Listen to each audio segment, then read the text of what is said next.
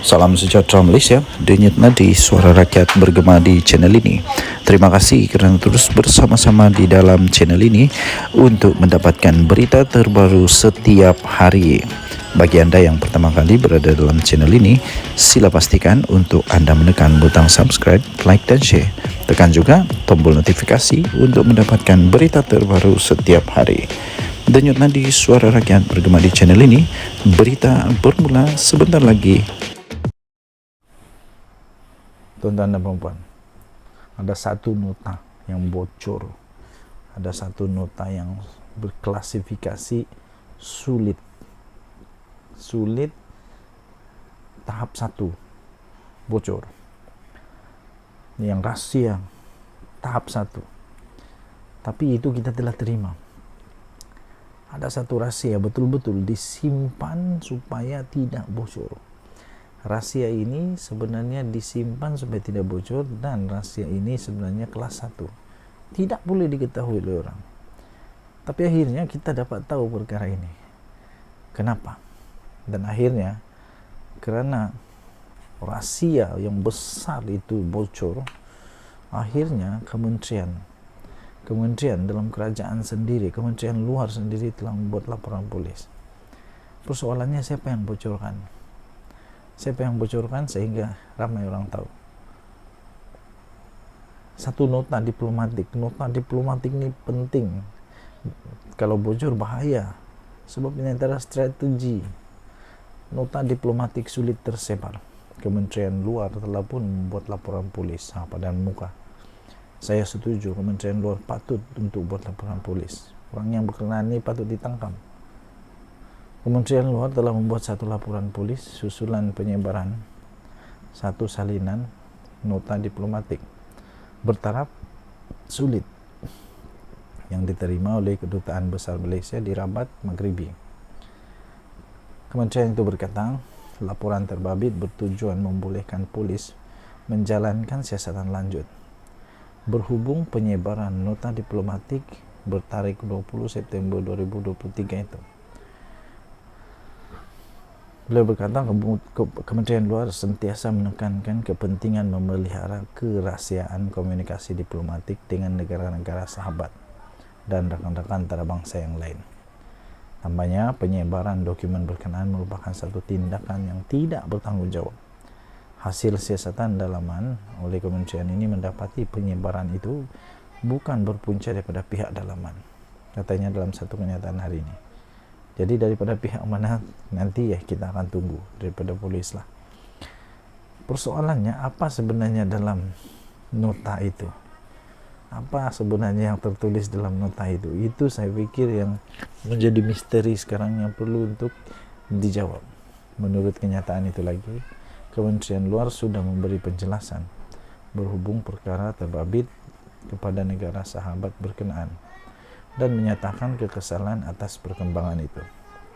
Katanya, Kementerian Luar juga memandang serius dan amat kesal dengan tindakan penyebaran nota diplomatik terbabit. Katanya, satu laporan polis sudah dibuat bagi membolehkan siasatan dimulakan. Kementerian ini akan memberi kerjasama penuh kepada pihak berkuasa dalam proses ini, katanya. Jadi selepas itu Kementerian Luar juga menggesa supaya tindakan penyebaran dokumen berkenaan dihentikan dengan mengambil kira implikasi yang negatif kepada keyakinan serta kepercayaan komunikasi antarabangsa terhadap imej dan integriti Malaysia. Saya pun tidak tahu apa tujuan orang bocorkan ini. Dia tidak tahu bahawa itu ada implikasi besar. Negara-negara luar Malaysia mulai fikir apa selepas ni kepada Malaysia. Itulah kenapa tidak fikir dulu.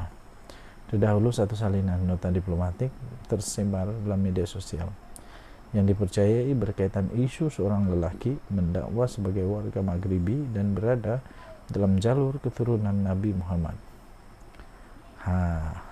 Itu yang sekarang sedang hangat di pasaran. Denyut nadi suara rakyat bergema channel ini. Baik. Salam sejahtera Malaysia. Akhirnya Sanusi seakan-akan nak menyerah kalah sekarang ini. Hari itu kalau saya tidak silap ada artikel dia kata dia dah biasa dengan susah lah apa semua. Hari ini pengakuannya lain pula. Betul lah. Jangan biar sampai rakyat kelaparan hanya karena nak tunjuk kononnya setia kepada perjuangan parti. Ini bukan tentang parti, ini tentang rakyat jelata. Ini tentang rakyat di mana Anda telah dipilih menjadi wakil rakyat. Ini bukan tentang parti, tapi ini tentang rakyat.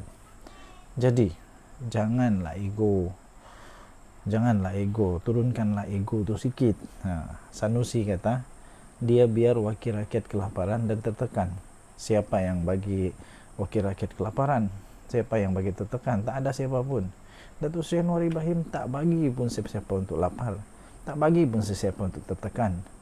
Kamu yang menyebabkan diri sendiri kelaparan dan tertekan. Kamu sendiri yang tak mau ambil yang sudah disediakan. Kenapa? Seolah-olah benda tu dah ada depan mata tapi tak mau ambil. Sanggup kelaparan, sanggup tertekan demi untuk mempertahankan ego yang kononnya prinsip. Tapi rakyat jadi sasaran, rakyat jadi mangsa. Ketua Pengarah Pilihan Raya Perikatan Nasional Datuk Seri Muhammad Sanusi Maknur berharap tiada lagi ahli parlimen daripada Bersatu menyokong kepimpinan Perdana Menteri. Hari itu kata tak ada. Sekarang dah risau ni. Sebab kenapa? Tak lama lagi, minggu depan akan dibuka semula Dewan Parlimen, dan dikabarkan, diakui sendiri oleh MP Bersatu bahawa ada ramai yang akan sokong Datuk Seri Anwar Ibrahim. Inilah mungkin sebabnya dia makin risau ni. Dia kata dia berharap supaya tiada lagi ahli parlimen Bersatu menyokong kepimpinan Perdana Menteri. Kenapa? Kalau mereka menyokong saja, apa ada masalahnya? Apa masalah dengan sokong Datuk Seri Anwar Ibrahim? Itu untuk kepentingan rakyat. Apa masalahnya untuk berkorban demi rakyat? Saya pun tidak paham. Datuk Seri Anwar Ibrahim, selepas ada 6 dia wakil rakyat, parti itu berumur demikian sebelum ini. Ada 6. Dan saya tidak heran kalau ada lagi.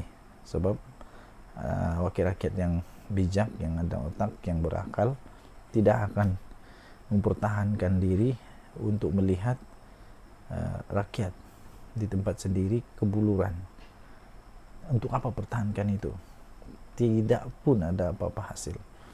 Beliau berkata keadaan itu berlaku berikutan tekanan yang diterima oleh wakil rakyat berkenaan, berikutan tiada peruntukan keuangan yang mencukupi untuk mereka menjaga kawasan masing-masing. Jadi salah siapa sebenarnya itu? Itu salah Datuk Seri Anwar Ibrahim kan? Tidak. Datuk Seri Anwar Ibrahim sediakan, beliau sudah sediakan pun peruntukan itu, tapi yang tidak ambil kenapa? Beliau kata saya rasa itu pun sejenis tekanan. Dia membiarkan wakil rakyat itu kelaparan, dan dibiarkan kerana tekanan berlaku di kawasan takbirannya. Orang tuntut macam-macam tapi tiada kemampuan. Jadi sampai dia letih, dia terpaksa lah sokong Perdana Menteri. Saya harap itu yang terakhirlah, katanya ketika ditemui selepas meraspikan pesta pokok sunnah. Saya pikir belum berakhir. Saya pikir ada ramai lagi yang mempunyai mempunyai akal. Muhammad Sanusi yang juga pengurus Perikatan Nasional Kedah turut menasihatkan agar wakil rakyat PN sentiasa bersedia untuk susah, terutama menjadi pembangkang. Iyalah, kamu susah, kamu ada gaji, ada allowance. Rakyat susah ada apa? Jadi harap-harap wakil rakyat mempunyai fikiran yang terbuka lah untuk rakyat. Bye-bye.